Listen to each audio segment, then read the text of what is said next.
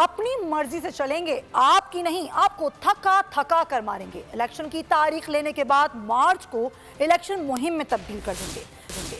P T I رہنما فواد چودھری کا دو ٹوک اعلان، کہا نون لیگ اور پی پی کی سیاست ختم ہو رہی ہے، ان کے پاس اربوں روپے کہاں سے آئے کوئی پوچھنے والا نہیں، 1100 ارب روپے پاکستانیوں کے ہیں، انہیں واپس لانا عمران خان کی ذمہ داری نہیں سب کی ہے۔ اوورسیز پاکستانیوں نے ان کا ایون فیلڈ میں رہنا مشکل کر دیا ہے، اسے فروخت کر کے نیا محل خریدنے پر غور کر رہے ہیں۔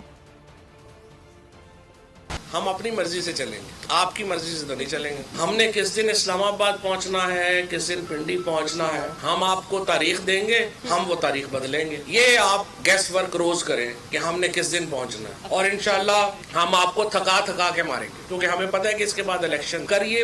وہ مریم نواز وہاں پہ اس لیے مقیم ہے کہ وہ کوئی ایون فیلڈ اپارٹمنٹس کو بیچ کے تو پیچھے کوئی گاؤں میں ایک نیا محل خریدنا چاہ رہے ہیں، کیونکہ یہاں تو یہ رہنے کے قابل نہیں رہ گئے۔ شہباز شریف کا، نواز شریف کا اور باقی ان کے بچوں کا سارا اس وقت جو فوکس ہے وہ اپنے پیسے بچانے پہ ہے۔ اسی لیے میں نون لیگ اور پیپلز پارٹی کے جو دوست ہیں ان سے یہ کہنا چاہوں گا، وہ اربوں روپے اپنے ٹھکانے لگا رہے ہیں، آپ کو اس کا کیا فائدہ ہے اس ایکسرسائز کا؟ آپ کی سیاست ختم ہو رہی ہے، آپ کے معاملات تباہ و برباد ہو رہے ہیں۔ یہ 1100 ارب روپیہ جو نیب کے ریفرنسز جو واپس ہوئے ہیں، یہ ان کے باپ کے پیسے نہیں، یہ پاکستان کے پیسے ہیں، اور یہ عمران خان کی اکیلے کی ذمہ داری نہیں ہے کہ وہ ان پیسوں کو واپس لانے کے لیے کوشش کرے، یہ ہم سب کی کوشش ہے۔